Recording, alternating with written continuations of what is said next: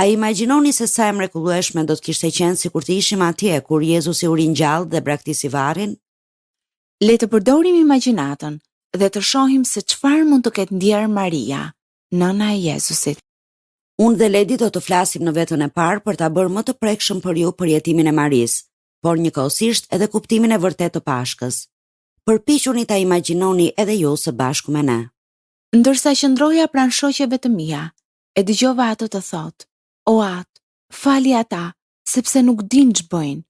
Oh, si mu thye zemra kur shija ato gozhë të tmerrshme që i kishin shpuar këmbët dhe duart. Dhe ky ishte biri im i dashur, ai që mu premtua më shumë se 30 vite më parë nga ëngjëlli. Isha shumë e re atëherë, vetëm 16 vjeçe. Isha e fejuar dhe do të martohesha me Jozefin, në kohën kur ëngjëlli erdhi dhe më vizitoi. Në fillim u friksova shumë, por ai tha: "Mos ki frikë, Mari, sepse ke gjetur hir përpara Perëndis.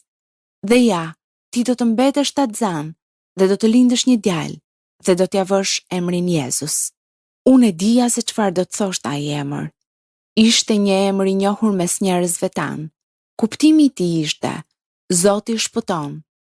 Pastaj ëngjëlli foli përsëri dhe më tha: "Ai do të jetë i madh dhe do të quhet biri shumë të lartit, dhe Zoti Perëndi do t'i jap fronin e Davidit, atit të tij." Por unë isha shumë e hutuar. Jozefi dhe unë akoma nuk ishim martuar, kështu që me zemrën që më rrihte fort, guxova ta pyesja ëngjëllin: "Si do të ndodh kjo?" Përderisa unë nuk njoh burr. Përgjigja e tij më mahniti: "Pushteti shumë të lartit do të mbuloj me hijen e vet.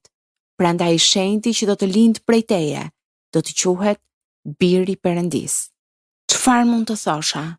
Kisha mbetur si empir, prandaj thjesht ju përgjigja: "Ja shërbëtorja e Zotit, le të më ndodh sipas fjalës sate." Ëngjëlli u largua, por zemra ime vazhdonte të rrihte fort.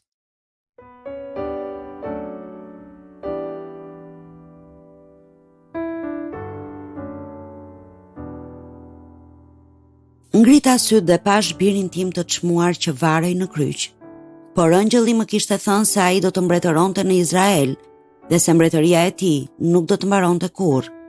Sigurisht që do të vinin e ta hiqnin prej andej. Me siguri do të kuptonin se kush ishte ai në të vërtetë. Pastaj dëgjova ushtarët që i thërisnin: "Nëse ti je Krishti, shpëto vetveten dhe neve." Dhe por mbi kokën e tij ngulën një shenjë, në të cilën kishin shkruar: "Ky është mbreti i Judenjve." Ata u tallën dhe e pështyn. E kishin hedhur robën e tij për tokë. Unë doja ta merrja në shtëpi. Ishte një robë shumë e bukur që unë vete kisha thurur për të.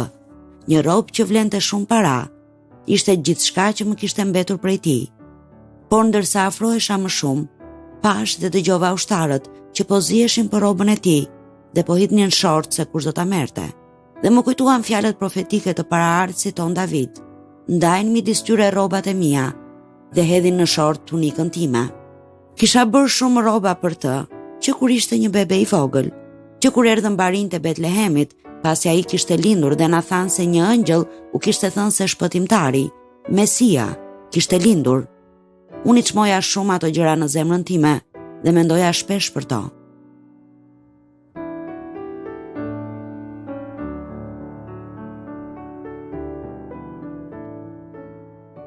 Ai u rrit si një fëmijë i lumtur, gjithmonë ndihmonte fëmijët e tjerë dhe zgjidhte problemet e tyre.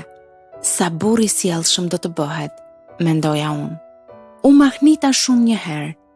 Ai ishte vetëm 12 vjeç dhe unë mendova se e humbëm, ndërsa largoheshim nga Jeruzalemi. Kaluam 3 ditë duke kërkuar për të dhe më në fund e gjetëm. Jo duke u larguar me shokët e tij ashtu siç menduam, por në tempull, të ulur midis udhëheqësve fetar, duke diskutuar për çështje të thella. Kur ne e pyetëm se pse e kishte bërë këtë, ai tha: "Ju duhet ta kishit ditur që unë isha në shtëpinë e atit tim, por ne nuk e kuptuam se çfarë donte të thoshte."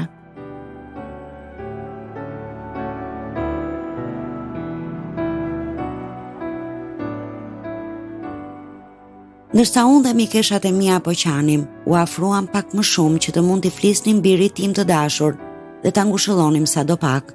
Ai hodhi vështrimin mbi mua dhe kishte kaq shumë dashuri dhe mshuri në ata sy dhe më tha: "O grua, ja biri yt." Sytë e tij u drejtuan tek Gjoni që qëndronte aty pranë meje. Gjoni kishte qenë gjithmonë shumë i veçantë për të dhe ai i tha Gjonit: "Ja nëna jote." Edhe në agoninë e tij të thellë, ai mendoi në fillim për ne dhe për dhimbjen tonë. Ai dëshironte që ne të kujdeseshim për njëri tjetrin, si një nën dhe si një birë.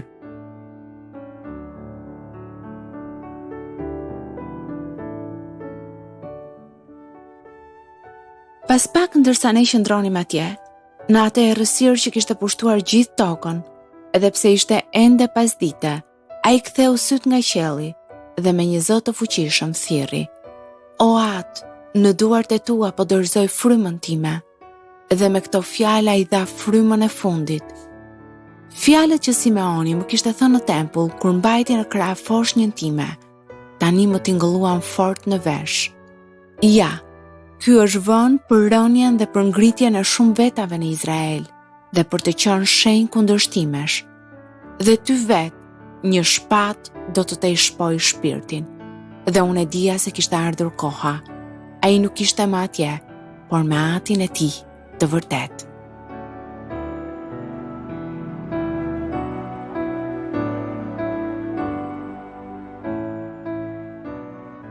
Ushtarët erdhën të shihnin nëse ai ishte ende gjallë. Kur panë se ai kishte vdekur, njëri prej tyre i shpoi brinjën me esht dhe prej andej rodhi gjak dhe ujë. Dhe më erdhën ndërmend fjalët e Zakarias, profetit: "Do t'i bëj të fuqishëm në Zotin dhe ata do të ecin në emrin e tij." Dhe e kuptova.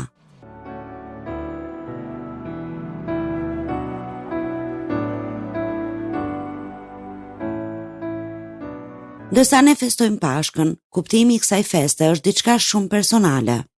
Për mua Pashka do të thotë jetë.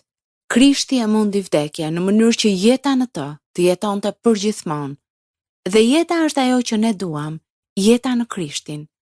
Qoftë nëse e themi me fjalë apo jo, mendimi ynë i vazhdueshëm është: jetë, më shumë jetë, gjithmonë më shumë jetë.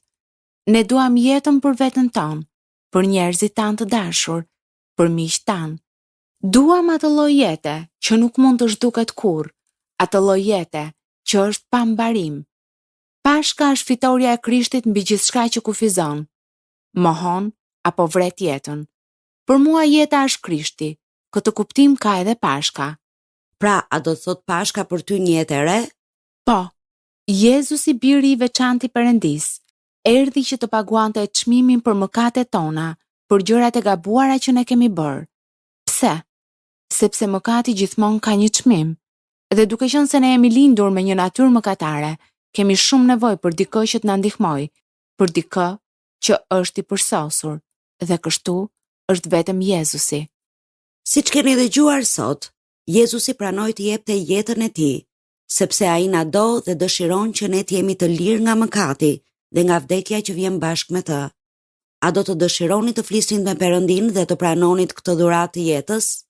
Perëndi, jemi kaq të lumtura që mund të flasim me ty dhe kaq mirënjohëse që ti na do. Ti ke bërë një sakrificë të madhe për të na shpëtuar ne. Ti dhe birin tënd të vetëm që të vuante një vdekje të dhimbshme në vendin ton. Perëndi, ne e pranojmë me mirënjohje të thellë këtë pagesë të mëkateve tona.